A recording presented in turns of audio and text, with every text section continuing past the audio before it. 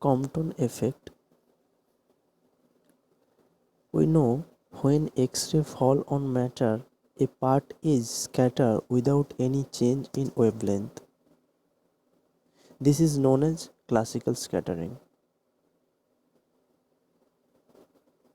But in 1922, scientist Compton, using the Bragg's crystal spectrometer, discovered that in addition to classical scattering, that is, when there is no change in wavelength, there is an additional wavelengths, that is lower frequency, occur in X-ray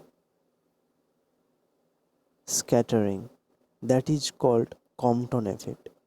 In addition to classical scattering, in which wavelength remain unchanged, in classical scattering wavelength remain unchanged, but addition to that, a secondary radiation contain X-ray of lower frequency. This phenomena is known as a Compton scattering.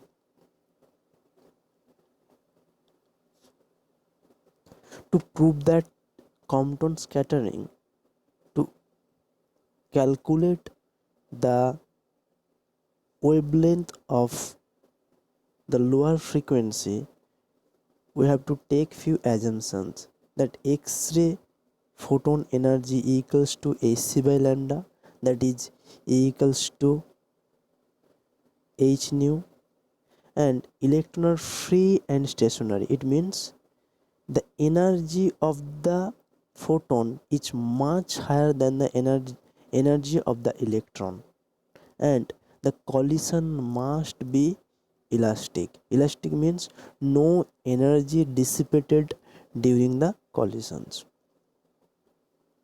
Now here is the electron and a photon of energy h nu and momentum h nu by c. Momentum of the photon is incident on the electron E. Let the electron is bound electron is in rest, that means its momentum p equals to 0, is v equals to 0, and energy, rest mass energy of the electron equals to m0 c square. M0 is a rest mass of the electron, its x-axis and its y-axis. Now the photon, when the photon is incident on the electron and it's radiated in that way with an angle phi with the x-axis, and let's its frequency change nu to nu dash, that is its new energy is equals to h nu dash and momentum h nu dash by c. Now the electron, the recoil electron is in the angle of theta with x-axis and its energy is mc square. M is a mass and its momentum is mv. Now dividing this energy momentum in the two component using the vector law, that is here the cos component mv cos theta, mv cos theta, and here the sine component mv sine theta, and this h nu dash by c, here h nu dash cos phi in that way, and in that way h nu dash by c sine phi. This I write h nu dash by c sine phi, sine phi, and here h nu dash cos phi by c, and for that mv cos theta, and for that mv sine theta. The same picture here, all the here.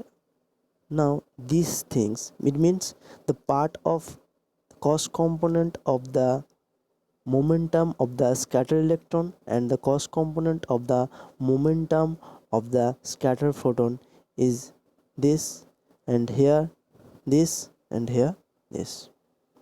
Now we'll calculate the energy conservations. the previous energy before the energy before the collisions is equals to the energy after the collision. That is the law of the elastic collision, principle of elastic collisions.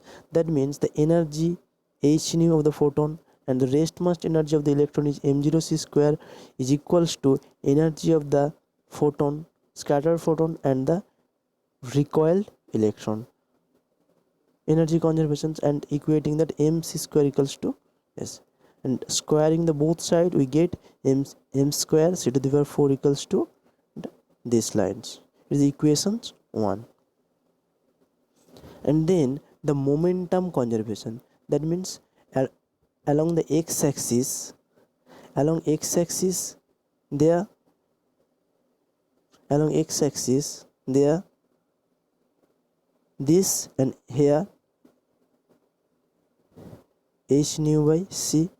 So we get h nu by c equals to h nu dash c cos pi plus mv cos theta, and rearranging this, equation 2. Along y-axis,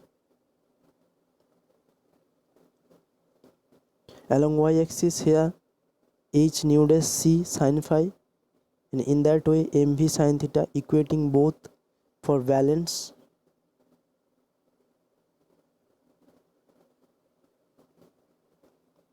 Here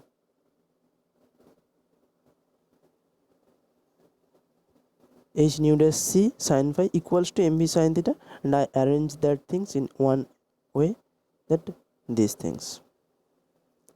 Now squaring 2 and 3 and adding, we get the equation 2 and equation 3. Square the both equations and additions, we get mv square c square equals to h square and dot dot, and then reducing the same term we get these ones.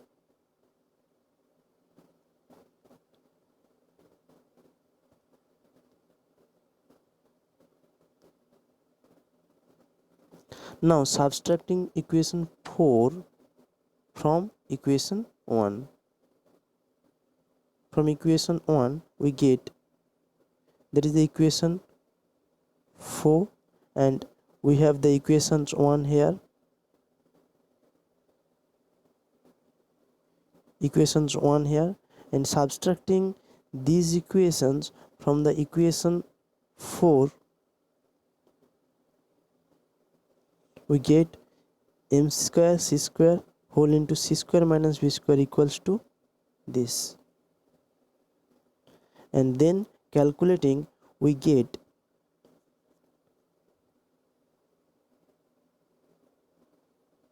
here nu minus nu dash by nu dash equals to h into 1 minus cos phi by m0 c square, and here dividing 1 by nu dash minus 1 by nu is to h by m0 c square whole into 1 minus cos pi. Here we know that nu equals to c by lambda, putting this c by nu dash, c by nu, and here these ones, and here lambda dash minus lambda equals to del lambda, and h by m0 c 1 minus cos pi. That is, the phi is the angle between the x-axis and the recoiled electron.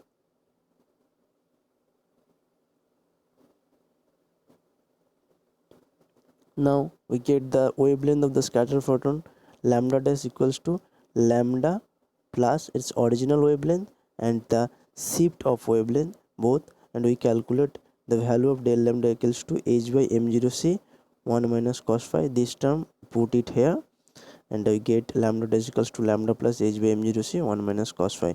There is the wavelength of the scattered photon, the wavelength of the scattered photon, and now we will calculate the wavelength of the Compton wavelength.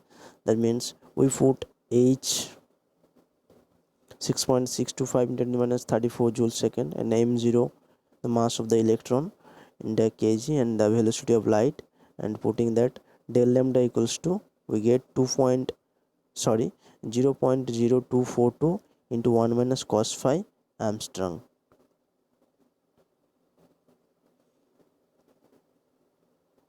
It is a lambda shift and it is a Compton wavelength. Then the relations between the Compton shift and Compton wavelength is here del lambda equals to lambda c into 1 minus cos pi. It is the relations between the Compton shift and Compton wavelength.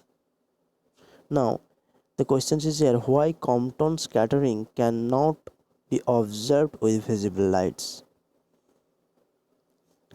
For visible lights, they are taking the wavelength of the visible range 6000 Armstrong, and here and h, putting the value of h and c, and we calculate the energy of visible light is around the range of 2 electron volt approximately, and taking the binding energy for hydrogen atom is nearly equals to 13.6 electron volt.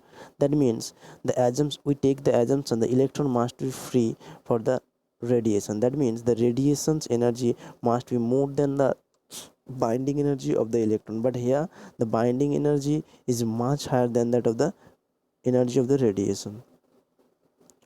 And again for the Compton wavelength for electron is a order of 2.4 into 10 to the minus 2 Armstrong. It's quite small. And let's see for carbon atom, the it's a 1.1 into 10 to the minus 6 Armstrong. And to detect the resolving power equals to lambda by del lambda, it's 5 into 10 to the power 9. It's pretty high value, and it's beyond the it's it's beyond the limit of the instrument. So for visible light we cannot observe the Compton scattering, but for X-ray and gamma ray the energy is much higher than that of the binding energy of the electron, so we can easily observe the Compton scattering. And we calculate here the Compton wavelength, these things, and it's required to calculate the problem